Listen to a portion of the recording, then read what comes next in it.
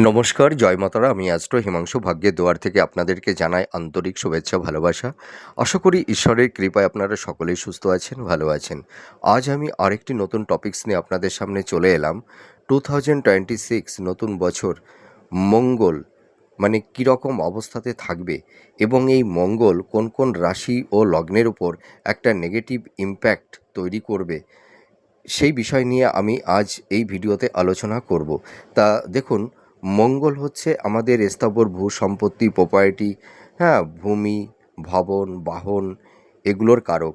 তাছাড়া দেখবেন আপনাদের পারিবারিক সাংসারিক জীবন কতটা ভালো হবে, ঠিক আছে, মাতা পিতার সঙ্গে সন্তানদের কতটা মেলবন্ধন, একটা ভালোবাসার সম্প্রীতির বন্ধন থাকবে, পিতামাতার থেকে কতটা সহযোগিতা সন্তান পাবে, ভাই বোনদের সঙ্গে মানে কতটা ভালো বন্ডিং থাকবে, এগুলোও কিন্তু মঙ্গল নির্ধারণ করে থাকে। এর পাশাপাশি অ্যাক্সিডেন্ট, দুর্ঘটনা, তাছাড়া বড় বড় অপারেশন, সার্জারি, রক্তক্ষরণ, এগুলোও কিন্তু মঙ্গল নির্ধারণ করে থাকে। আর মহিলাদের বিবাহের ক্ষেত্রে কিন্তু মঙ্গল একটা গুরুত্বপূর্ণ রোল প্লে করে। মঙ্গল যদি নেগেটিভ থাকে তাহলে সেই সব মহিলাদের বিবাহ হতে বাধা তৈরি হয়, ঠিক আছে, সহজে বিবাহ হতে চায় না, এবং বিবাহ হলেও দাম্পত্য জীবনে কলহ, বিবাদ, অশান্তি এগুলো কিন্তু তৈরি করে দেয়। তাছাড়া মঙ্গল হচ্ছে আমাদের আইনি কিছু ঝুট ঝামেলা, লিটিগেশন, এইগুলো কিন্তু তৈরি করে দেয়।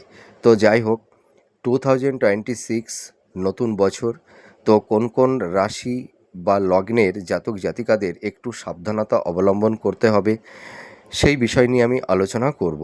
তা প্রথমেই চলে আসি মিথুন রাশি। আপনারা যারা মিথুন রাশির জাতক জাতিকারা আছেন, আপনাদের এই নতুন বছর এই 2026 জানুয়ারি থেকে মার্চ মাস পর্যন্ত, এই কটি মাস আপনারা একটু সাবধানতা অবলম্বন করবেন। তার কারণ এই সময় আপনাদের মঙ্গল আহ, 8 হাউজে অবস্থান করবে। তা দেখুন, অষ্টম ভাবে কিন্তু মঙ্গল সর্বদাই নেগেটিভ ফল প্রদান করে। তার মানে অষ্টম ভাব থেকে আমরা জন্ম, মৃত্যু, আয়ু, ঠিক আছে, এইগুলো নির্ধারণ করে থাকি। তাছাড়া অ্যাক্সিডেন্ট, দুর্ঘটনা, হ্যাঁ, এগুলো কিন্তু আমরা বিচার করে থাকি। তো আপনারা যারা মিথুন রাশির জাতক জাতিকারা আছেন, 2026 জুন মাস থেকে ফেব্রুয়ারি মাস, এই কটি মাস আপনারা একটু সাবধানতা অবলম্বন করবেন। তার কারণ এই সময় আপনাদের কিছু আইনি ঝুট ঝামেলা, লিটিগেশনের মধ্যে কেউ কেউ জড়িয়ে যেতে পারেন। তাছাড়া আপনারা দেখবেন আপনাদের স্থাবর ভূ সম্পত্তি, প্রপার্টি সংক্রান্ত ফ্ল্যাট, বাড়ি ক্রয় বিক্রয়ের ক্ষেত্রে কিছু আইনি জট তৈরি হতে পারে। তাছাড়া আপনাদের এই সময় ছোটোখাটো অ্যাক্সিডেন্ট, দুর্ঘটনা বা ছোটোখাটো সার্জারি বা অপারেশনের যোগও কিন্তু কারুর কারুর ক্ষেত্রে তৈরি হতে পারে। তা সকলেরই যে হবে এমন কোনো কথা নেই, কিন্তু এগুলো তৈরি হতে পারে। আর আপনারা এই সময় কোনো বাদ বিতণ্ডে জড়াবেন না। আর আপনারা যারা মিথুন রাশির জাতক জাতিকারা আছেন, দেখবেন আপনাদের এই সময় একটু দাম্পত্য জীবনের, লাভ রিলেশনের ক্ষেত্রে একটু সমস্যা হতে পারে। স্বামী স্ত্রীর মধ্যে সংঘাত, ডিটাচমেন্ট, ঠিক আছে, বা দেখা গেল যে হয়তো মানে স্বামী স্ত্রীর মধ্যে সেই ভালোবাসার বন্ডিংটা হয়তো থাকছে না। এই ধরনের সমস্যাও কিন্তু তৈরি হতে পারে, বা অর্থহানি, অর্থনাশ, বা হয়তো কোনো আপনারা কিছু অপরাধ করলেন না, দোষ করলেন না, হয়তো দেখা গেল যে দোষ না করেও হয়তো আপনারা সেই দোষের ভাগীদার হয়ে গেলেন। এই ধরনের হয়তো দেখবেন মাতা পিতা, ভাই বোনদের মধ্যে একটা মেন্টাল ডিস্টেন্স, একটা সংঘাত, এইগুলোও কিন্তু তৈরি হতে পারে, বা অর্থহানি, অর্থনাশ। তো আপনারা একটু সাবধানতা অবলম্বন করবেন, ঠিক আছে। এবার চলে আসব বৃষ রাশি। আপনারা যারা বৃষ রাশির জাতক জাতিকারা আছেন, আপনাদের এই 2026 জুন মাস থেকে আপনাদের মোটামুটি আগস্ট, এই কটি মাস আপনারা একটু সাবধানতা অবলম্বন করবেন। তার কারণ কি, এই সময় মঙ্গল আপনাদের অষ্টমভাবে অবস্থান করবে, যার কারণে হয়তো আপনাদের এই সময় রাগ, জেদ, ক্রোধ এইগুলো কিন্তু বৃদ্ধি পাবে।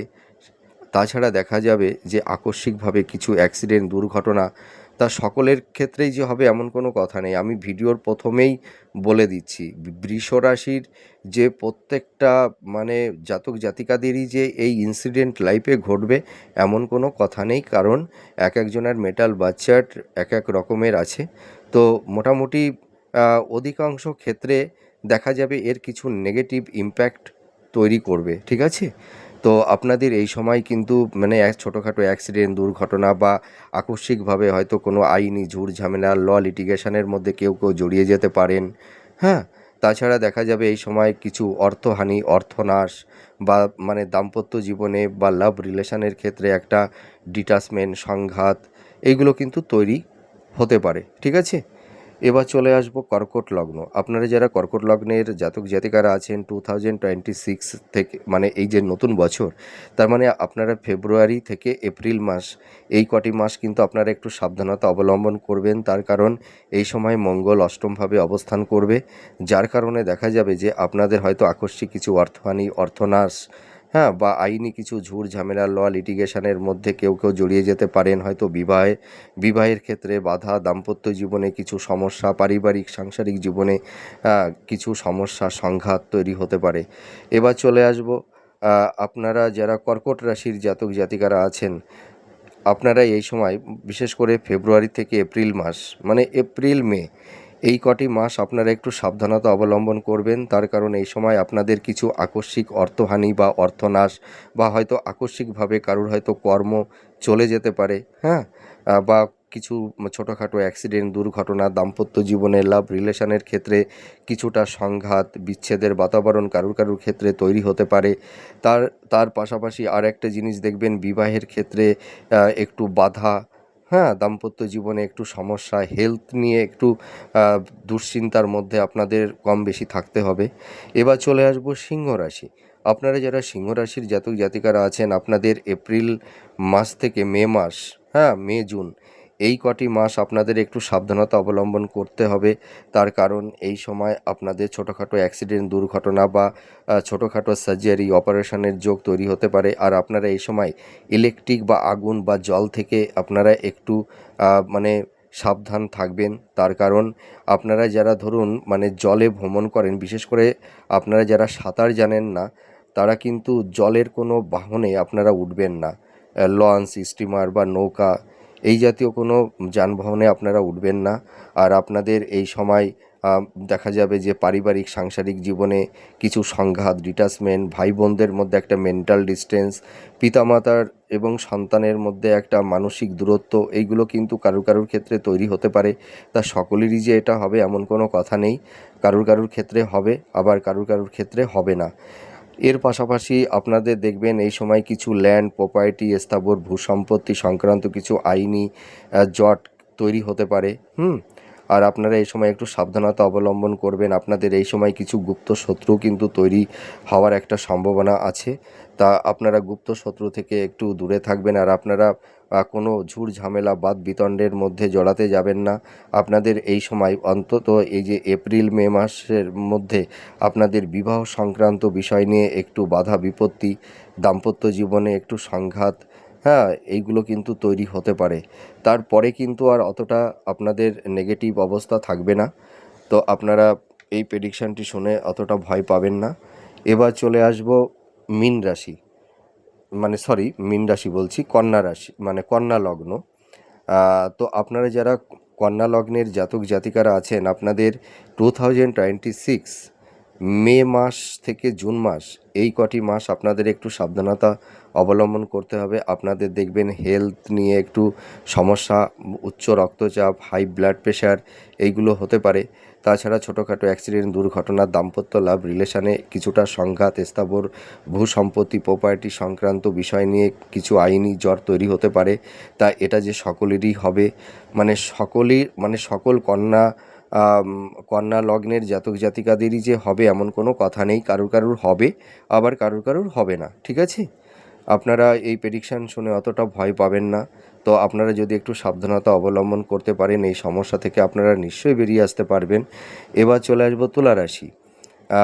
আপনারা যারা তুলা রাশির জাতক জাতিকারা আছেন, আপনাদের এই 2026 জুন থেকে আগস্ট, এই কটি মাস আপনাদের একটু সাবধানতা অবলম্বন করতে হবে।